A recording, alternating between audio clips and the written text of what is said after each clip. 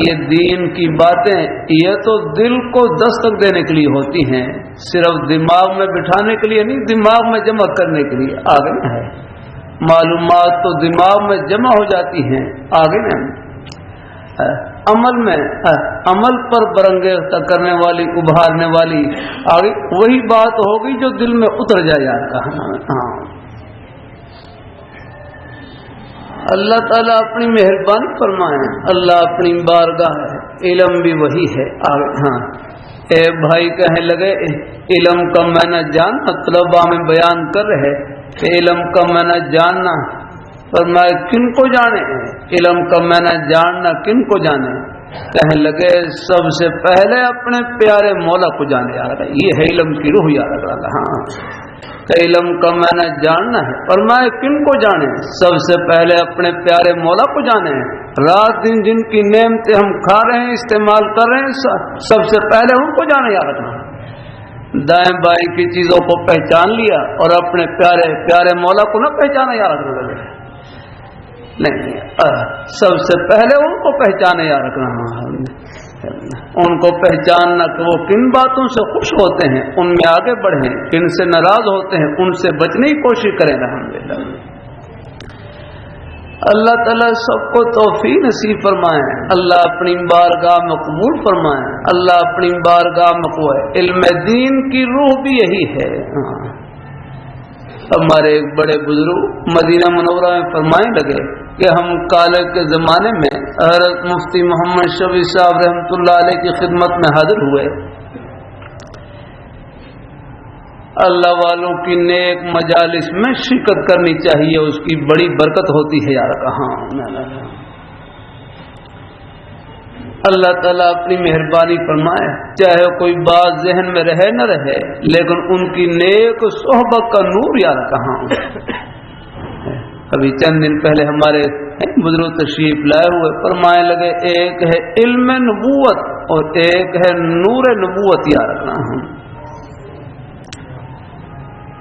فرمائے علم نبوت وہ تو حدیث شریف کی کتاب مل جائے گا یاد رکھنا، لیکن نور نبوت فرمایا وہ نیک صحبت میں، اللہ والوں کی صحبت میں نصیب ہوتا ہے یار کہاں۔ اللہ تعالیٰ اپنی مہر فرمایا نور نبوت تو کاغذ پر آ ہی نہیں سکتا یاد رکھنا، وہ تو کاغذ پر آ جائے تو کاغذ جل جائے، برداشت نہیں کر سکتا۔ فرمایا نور نبوت وہ نیک صحبت سے نصیب ہوتا ہے نا۔ اللہ تعالیٰ آپ زندگی کے کسی شعبے کے اندر ہوں لیکن نیک ماحول میں رہیں، نیک صحبت میں رہیں۔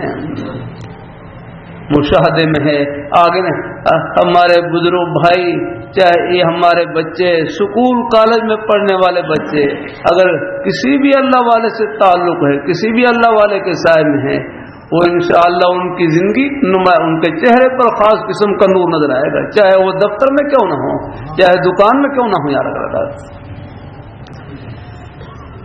اللہ تعالیٰ اپنی مہربانی فرمائے، اللہ اپنی بارگاہ مقبول فرمائے۔ تو فرمانے لگے ہم حضرت مفتی محمد شفیع صاحب رحمۃ اللہ علیہ کی خدمت میں حاضر ہوئے۔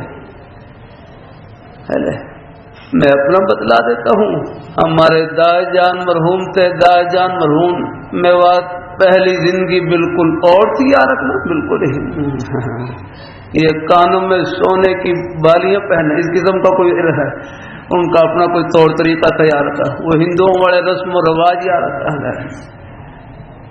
اللہ تعالیٰ اللہ نے مہربانی فرمائی، بڑے حضرت جی مولانا الیاس رحمۃ اللہ علیہ ایک اللہ والے کی نیک صحبت نصیب فرما دی۔ بس وہ جو کچھ پہلا جو طور طریقے تھے وہ سب ختم ہو گیا رقم۔ یہ پھر حضرت حاجی عبدالوہاب صاحب دام برکات ملالی حضرت نے خود مجھے بتلایا، فرمانے لگے آپ کے دائے جان ذاکر بہت تھے، اللہ اللہ بہت کرتے تھے، پھر زندگی کا رخ بدل گیا۔ اللہ تعالیٰ اپنی مہربانی فرمایا ہے۔ اللہ نیک یک زمانہ صحبت با اولیاء، میری دادی صاحبہ تھی، ان پر بھی طبیعت کے اوپر بہت نیکی کا اثر الحمدللہ. تہجد کی پابند جماعت، کوئی تبلیغی جماعت آ جاتی بس ان کی دعوت ضرور کرتی الحمدللہ. ہاں